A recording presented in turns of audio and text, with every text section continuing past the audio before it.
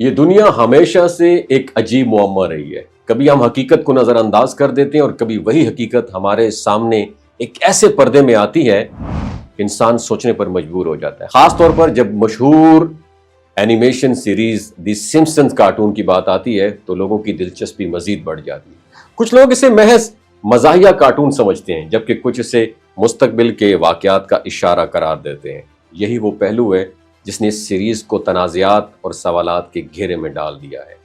دی Simpson's cartoon کے خالق جو ہے میٹ گروئننگ، یہ اس کے خالق ہیں جنہوں نے یہ سیریز 17 دسمبر 1989 کو شروع کی۔ وہ ایک امریکی کارٹونسٹ اور اینیمیشن کے ایکسپرٹ تھے جنہوں نے اپنی زندگی کا بڑا حصہ اسی فن کو دے دیا۔ ان کے والد اور دادا بھی مذہب کے بارے میں مختلف خیالات رکھتے تھے اور میٹ گروئنگ جو ہے وہ خود کو ایک ایگنوسٹک یعنی ایسا شخص کہتے تھے جو خدا کے وجود کے بارے میں شکوک رکھتا ہے، لیکن ساتھ ہی وہ جہنم کے تصور کو ماننے کا دعویٰ بھی کرتے تھے۔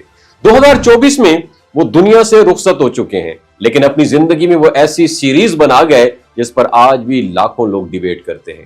کچھ لوگ یہ مانتے ہیں کہ میٹ گروئنگ کے پاس کوئی غیر معمولی علم تھا، جیسے کہ مستقبل دیکھنے کی طاقت اس کے پاس تھی، اور دوسری جانب کئی لوگ یہ بھی کہتے ہیں کہ اس کے پیچھے اصل میں کوئی سازش چھپی ہوئی ہے۔ حقیقت یہ ہے کہ دنیا کا کوئی بھی مذہب یہ نہیں مانتا کہ انسان آنے والے وقت کا مکمل علم رکھ سکتا ہے۔ قرآن میں بھی صاف کہا گیا ہے کہ مستقبل کا علم صرف اللہ کے پاس ہے۔ پھر سوال یہ ہے آخر کیسے ممکن ہوا کہ ایک کارٹون سیریز میں ایسے کئی واقعات دکھا دیے گئے جو بعد میں حقیقت کا روپ انہوں نے دھارا۔ کچھ واقعات کو محض اتفاق قرار دیا جا سکتا ہے، لیکن جب ایک کے بعد دوسرا اور پھر تیسرا واقعہ حقیقت میں بدل جائے تو انسان سوچنے پر مجبور ہو جاتا ہے کہ یہ محض اتفاقات ہیں یا پہلے سے تیار شدہ منصوبے ہیں جنہیں عالمی طاقتیں عملی جامہ پہنانے کی کوششیں کرتی ہیں۔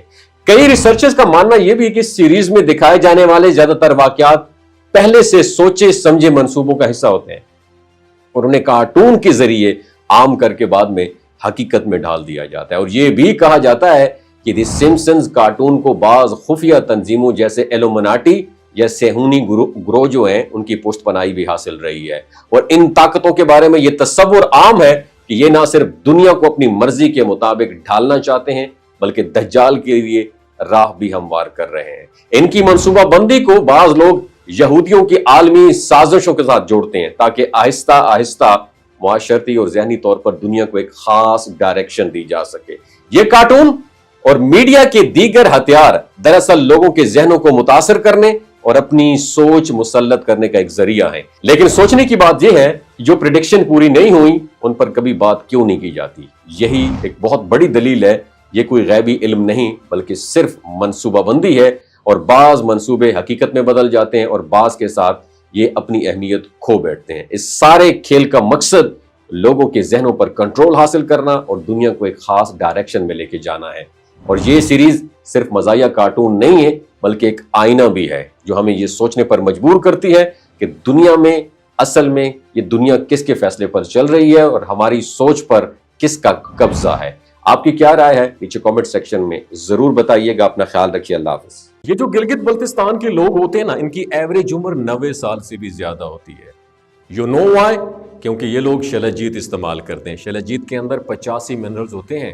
اگر آپ چیزوں کو جلدی بھول جاتے ہیں، مردانہ کمزوری محسوس کرتے ہیں، اولاد جیسی نعمت سے محروم ہیں، اور آپ سپرم کاؤنٹ آپ کے کم ہیں، ٹیسٹوسٹیرون ہارمون امبیلنس ہے، آپ سدا بہار جوان نظر آنا چاہتے ہیں، خون کی کمی کو دور کرنا چاہتے ہیں، ہڈیوں جوڑوں کے دردوں سے نجات حاصل کرنا چاہتے ہیں، موٹاپا کم کرنا چاہتے ہیں، تو ڈاکٹر اسد محمود کی پیور اینڈ نیچرل شلجیت ضرور استعمال کریں۔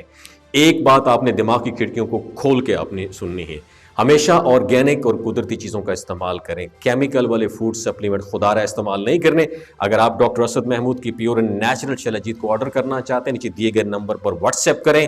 3 باتوں کا خیال رکھنا ہے: ہائی بلڈ پریشر میں مبتلا افراد، خواتین جو پریگننٹ ہیں، اور 15 سے 20 سال کی جو نوجوان نسل ہے جو غیر شادی شدہ ہیں، اپنے سیکشول پاور کو بوسٹ کرنے کے لیے استعمال کرنا چاہتے ہیں تو ڈاکٹر کے ایڈوائس کے بغیر استعمال نہ کریں۔ باقی سارے لوگ بے دھڑک گرمی اور سردیوں میں استعمال کر سکتے ہیں۔ اپنا بہت خیال رکھیے گا۔ اللہ حافظ۔